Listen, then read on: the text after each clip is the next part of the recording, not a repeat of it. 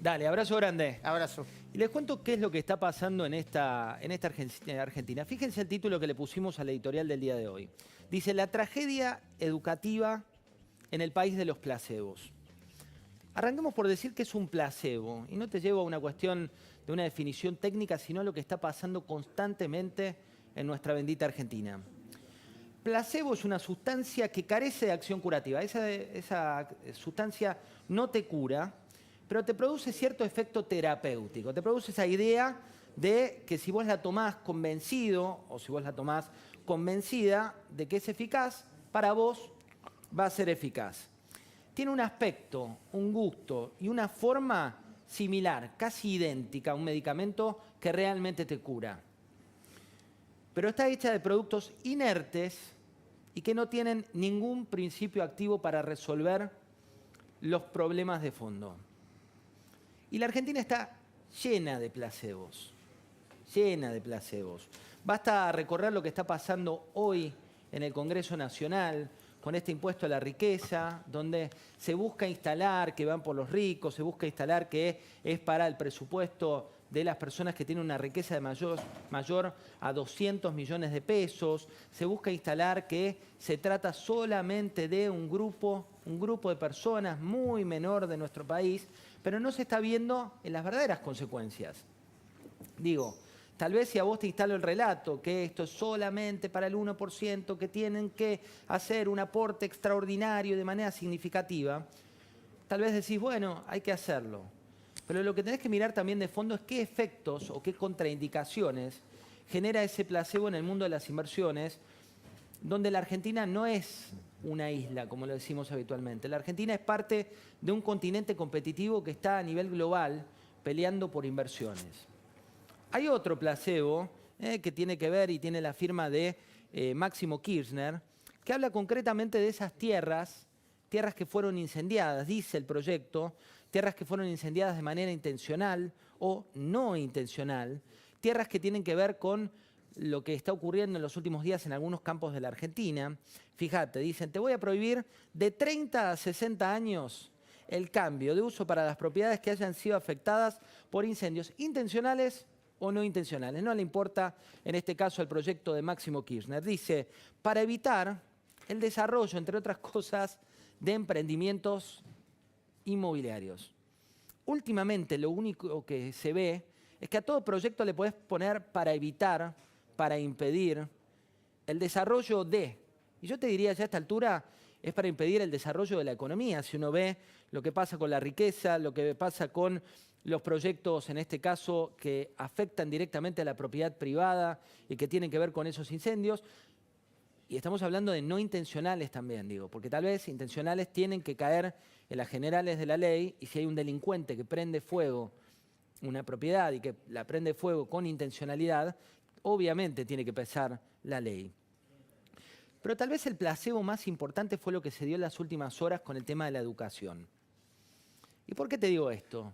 Se generó un debate a partir de las declaraciones de la ministra de Educación de la Ciudad de Buenos Aires, de Soledad Acuña, declaraciones que, desde mi punto de vista, fueron poco felices, sobre todo en lo que tiene que ver con la trayectoria de aquellos docentes, diciendo que era el plan B, el plan C, el plan D.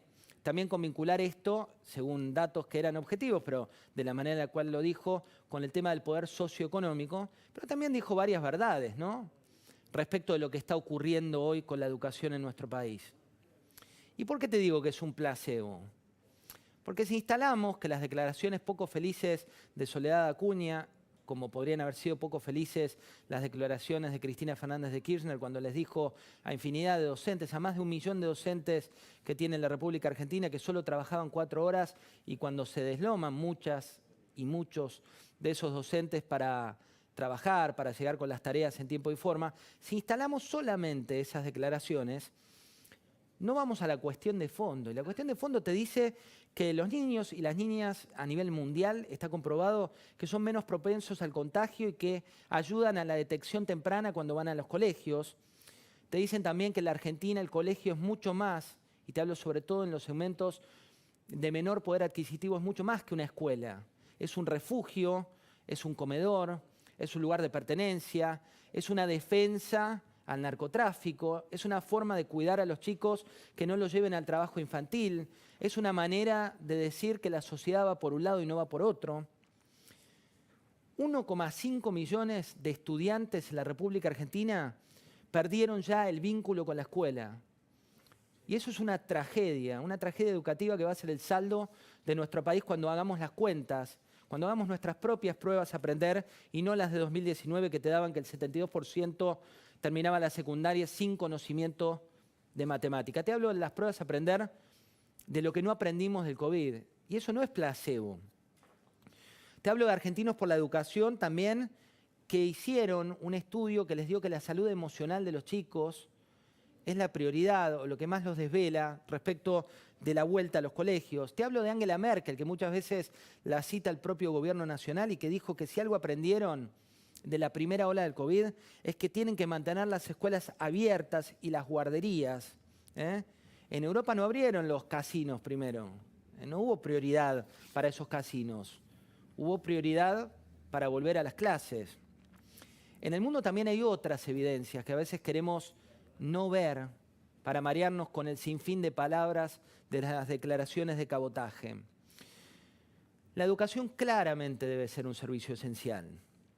Procrastinar, como se dice tantas veces por estos días, la solución te lleva a que la Argentina se quedó sin clases ya desde el 15 de marzo. ¿Y qué se hizo en estos 8 meses para preparar los protocolos de regreso? Y no te hablo de las escuelas privadas que tienen la ventaja de tener otro poder adquisitivo, la ventaja de tener una cuestión más desigual, por llamarlo de alguna manera, en un gobierno que plantea la igualdad. Mirá lo que decía el ministro de Educación, Nicolás Trota, parece que fue en el precámbrico, pero fue hace pocos meses aquí en Mesa Chica. Mirá. Y tenemos que asumir ese desafío, digo, que la brecha no se extienda en este momento y que si son 2 semanas o un mes y medio, el tiempo que sea, podamos lograr, ¿no?, que los que empiezan a primer grado empiecen a transitar los primeros pasos en la lectura, en la escritura. 2 semanas, mes y medio, bueno, pasaron más de 8 meses, el año se perdió. El año no vuelve, la educación no vuelve, la sociabilización no vuelve. ¿Quién acondicionó las escuelas durante este tiempo? Y no me refiero, ojo, me parece importante aclarar, no estoy hablando de los maestros ni de las maestras que se rompieron el lomo durante este periodo para tratar de actualizar la manera en la cual contactaban a los chicos y los educaban. Me refiero al sistema. El sistema educativo que no acondicionó las escuelas, que no planificó, que no ayudaron concretamente a esa vuelta. La pelea de los gremios por la vacuna, la no vacuna, en lugar de ver cómo se podía solucionar el regreso para infinidad de familias que lo necesitan. Y hay otra realidad de la que se habla muy poco y que es fundamental que tengas en cuenta en esta tragedia educativa de la Argentina.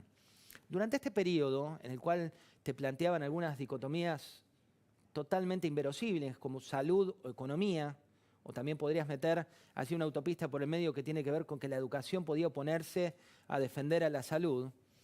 En esa avenida del medio, muchas escuelas privadas tuvieron lo peor de los 3 mundos. Lo peor de la pandemia porque no pudieron educar, lo peor de la economía porque se fundieron y lo peor de la educación porque no tuvieron la posibilidad de conectar con infinidad de alumnos. 70% de los colegios de la provincia de Buenos Aires, 70% de los colegios ya admitió que planea cierres totales o cierres parciales. ¿Se planificó desde el gobierno quién va a absorber a los chicos que dejan de pagar esa cuota en el sector privado y cuál es la capacidad que tiene la escuela pública para absorberlos? ¿Se planificó en el gobierno cuál es la posibilidad con la cantidad de jardines maternales que han cerrado durante el último periodo? ¿Cómo van a cubrir esa situación cuando el mundo vuelva a ser el mundo que supimos tener? 3 datos más que te quiero dar. Europa, segunda ola.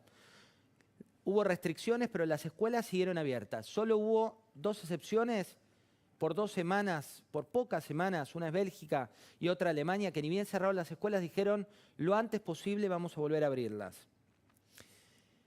El ministro de Educación le respondió hoy a Soledad Acuña, le exigió un pedido de disculpas, le exigió que diga que lo que había dicho de Cetera, que gobierna el Ministerio de Educación, que no era correcto, que es injusta, que es incoherente. ¿Por qué no vamos al debate de fondo? ¿Cuál es la Argentina que queremos? Y te repito una frase que lamentablemente la dijimos acá hace 5 meses. ¿Es la Argentina de las escuelas cerradas y los casinos abiertos? ¿A quién querés educar así? Bienvenidos.